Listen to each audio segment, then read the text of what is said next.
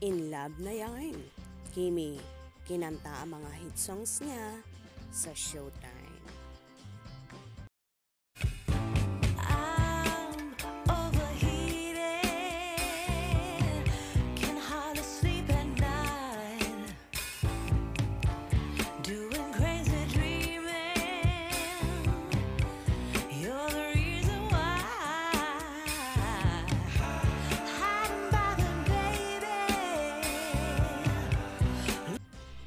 Inalas ka at pinagkatuwaan na naman ng mga co-host ng afternoon show na It's Showtime, ang multimedia idol na si Kim Chiu.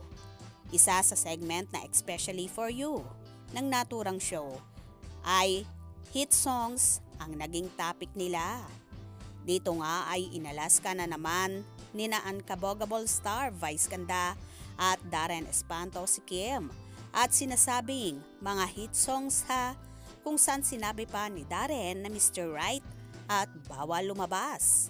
Agad-agad namang kinanta ng walang pakundangan ni Kimi ang kanyang kanta na Mr. Right. Hit mo pakikanta mo na. Pakikanta yung hit mo, Kim Chiu. Tatapatan mo lang yan. True. Madami. Mamili ka dun sa bawal lang lumabas. Mr. Right. Hoy, ang dami hits sa Mexico! Hit ang usapan na hit. Ang daming hits yan! Sorry, hit yun. Ikaw na ba si Mr. Right? Ikaw na ba love of my life? My life. Nilagyan naman ni Chinita Princess ng kakaibang flavor ang kanyang kanta at iniba ng konti ang tono para bang medyo tinaasan pa niya. Tawang-tawa naman si Meme Vice at Darren sa ginawang yon ni Kimi.